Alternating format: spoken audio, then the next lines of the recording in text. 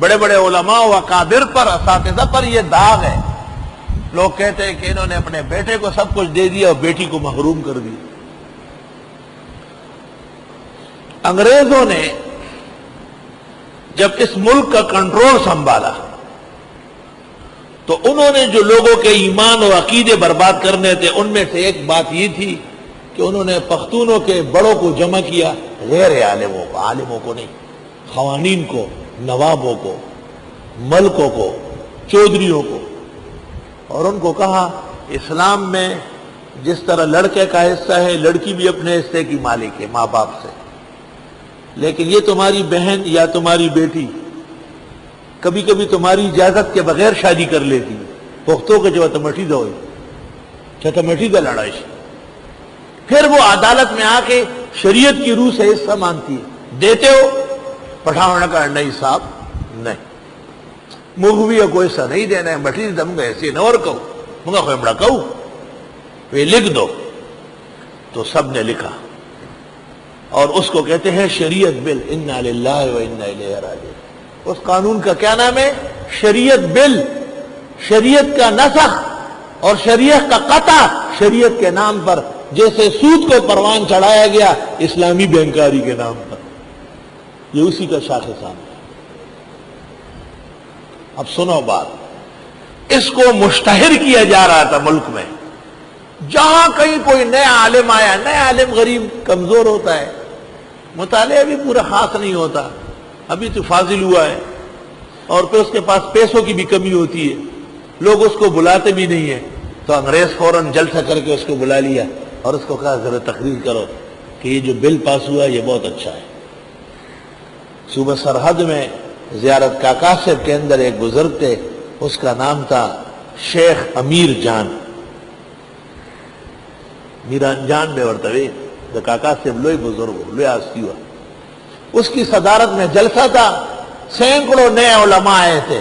اس میں استاد محترم مولانا لطف اللہ صاحب بھی تھے. 1927 میں دیوبند سے پڑھ کے آئے. مولانا تو بڑے قابل و ذہین ذکی تھے. انہوں نے تقریر میں یہ آیتیں پڑھی، وَلِلنِّسَاءِ نَصِيبٌ مِّمَّا تَرَكَ الْوَالِدَانِ وَالْأَقْرَبُونَ مِمَّا قَلَّ مِنْهُ أَوْ كَثُرَ نَصِيبًا مَّفْرُوضًا. اور فرمایا عورتوں کا حصہ، لڑکیوں کا حصہ اللہ قرآن میں دے رہا ہے اور اس کو فرض کہا ہے. اس کا منکر یا اس کے خلاف فیصلہ کرنے والے کافر مرتد و اسلام سے نکلے ہوئے ہیں. بڑے جذباتی تھے استاد، جوش میں آئے. شیخ میران جان وہ اٹھے، انہوں نے کہا ہمیں اس طرح معلوم نہیں تھا جس طرح مولانا نے کہا ہے. میں بھی اس اسٹیج پر کلمہ شہادت پڑھ کر ان کے ہاتھ پر دوبارہ توبہ کرتا ہوں، اور میں نے اپنی لڑکی فلان نام کی اس غیرتی تقریر پر مولانا کے نکاح میں دی ہے، کہو کہ میں نے قبول کی. حضرت نے کہا میں نے قبول کی.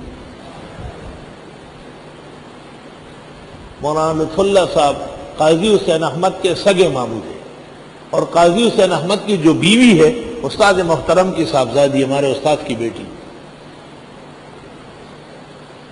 مولانا مکالا کلٹو کی کولے یہ منگ پر تقریر خزا گٹی لیا منگ دا سے تقریر نکڑی چا خزر پر گٹی لی. ماشاءاللہ. وَإِذَا حَضَرَ الْقِسْمَةَ، اور جب آ جائے تقسیم کے وقت، اولو القربا رشتہ دار، والیتاما یتیم، والمساکین اور نادار، فَارْزُقُوهُم مِّنْهُ، کھلا دو ان کو تھوڑے سے کجورے وجورے دودھ دو. وَقُولُوا لَهُمْ قَوْلًا مَّعْرُوفًا، اور کہا ان سے بات طریقے کی کہ بھائی، بیٹے، بزرگ، یہ ورثہ کا حق ہے، ہمارا کام تقسیم کرنا ہے، ہم کسی کو دے نہیں سکتے. کبھی کبھی وظیفہ تقسیم ہوتا ہے طالب علموں کا، ویسے بھی لوگ آ کے کھڑے ہو جاتے ہیں. ناظم صاحب کو اللہ تعالیٰ نے یہ ملکہ دیا ہے کہ وہ فوراً پہچان لیتے کہ یہ یہاں کا ہے نہیں ہے. اس جرت کو بھی دیکھنا ہے کہ وہ بیچ میں کھڑا ہوا ہے کہ مجھے بھی مل جائے گا. فلا حول ولا قوت الا باللہ. وَلْيَخْشَ الَّذِينَ لَوْ تَرَكُوا مِنْ خَلْفِهِمْ ذُرِّيَّةً ضِعَافًا، اور ڈرے وہ لوگ جو یتیموں کے والی اور نگران ہے، اگر چھوڑ دے یہ اپنے پیچھے بچے ناتوان، اگر کل یہ مرے اور چھوٹے چھوٹے رہ جائے، خافوا علیہم، کتنا ڈرتے ہوں گے اپنے بچوں کے بارے میں. فَلْيَتَّقُوا اللَّهَ اور یتیموں کے بارے میں خدا سے ڈرے، وَلْيَقُولُوا قَوْلًا سَدِيدًا، اور بات کرے بات درست۔ إِنَّ الَّذِينَ يَأْكُلُونَ أَمْوَالَ الْيَتَامَى ظُلْمًا، بے شک جو لوگ کھاتے ہیں یتیموں کا مال ناحق، إِنَّمَا يَأْكُلُونَ فِي بُطُونِهِمْ نَارًا، بے شک وہ ڈالتے ہیں اپنے پیٹوں میں آگ، وَسَيَصْلَوْنَ سَعِيرًا، اور ان قریب یہ جا ملیں گے جلانے والی آگ میں۔ وَابْتَلُوا الْيَتَامَى، جانچتے رہو یتیموں کو، جاؤ آج آٹا خرید کے لاؤ، کتنے کا لے آئے، سبزیاں لے کے آؤ، آج اپنے لیے سوٹ خرید کے لاؤ، گاڑی کون سی پسند کرتے ہو، چلانا جانتے ہو کیسے چلاؤ گے، اس طرح مختلف آزمائش، تاکہ جب یہ جوان ہو بالغ ہو تو تجربہ ہو چکا ہو۔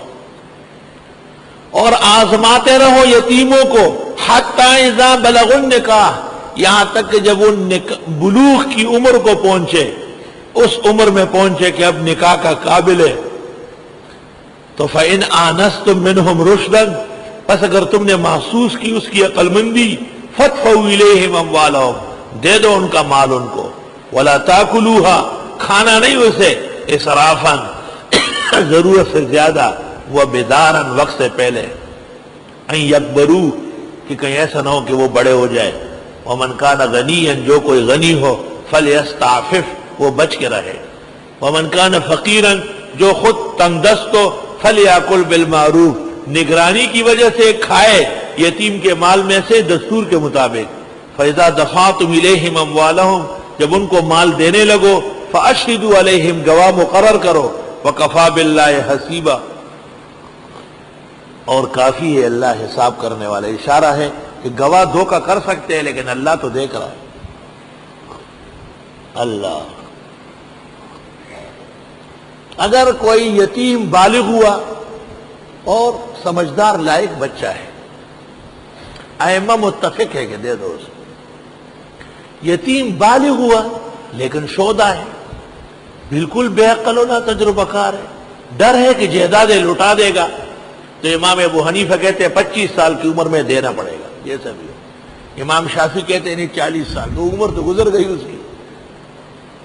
امام اعظم کہتے ہیں 25 سال کی عمر میں تو وہ دادا بنتا ہے، کیونکہ 12 سال اقل بلوغ عمر ہے لڑکے کی، اور 6 سال کم از کم مدت حمل ہے، تو 12 سال میں شادی ہو گئی اور 6 مہینے میں بچہ پیدا ہو گیا، گرما گرم لڑکا تھا، وہ بچہ بھی جب 12 سال کا اور آتا تو اس کا بھی نکاح ہو گیا، بلکہ بچہ پیدا ہو گیا، تو 25 سال کا وہ پہلے ہو گیا نا، تو حضرت فرماتے کہ 25 سال میں تو دادا بن گیا، اس کو بھی کچھ دے نہیں رہے، دے دو آپ۔ یہ فقہی رائے ہے۔ للرجال نصیب، مردوں کا حصہ ہے، مما اس مال میں ترک الوالدان، جو چھوڑ مرے ماں باپ، والاقربون اور رشتہ دار، وللنساء نصیب مما ترک الوالدان، اور خواتین کا بھی حصہ ہے اس مال میں جو چھوڑ مرے ماں باپ، والاقربون اور رشتہ دار، مما قل منہ او کثر، وہ مال کم ہو یا زیادہ، نصیبا مفروضا، یہ حصہ مقرر ہے، یہ حصہ فرض ہے۔ افسوس، صد افسوس، پختونوں جیسی غیرتی قوم اور حلال و حرام کا فرق کرنے والے، ان کے ہاں یہ مرض ہے کہ وہ لڑکیوں کو، بیٹیوں، بہنوں کو حصہ نہیں دیتے۔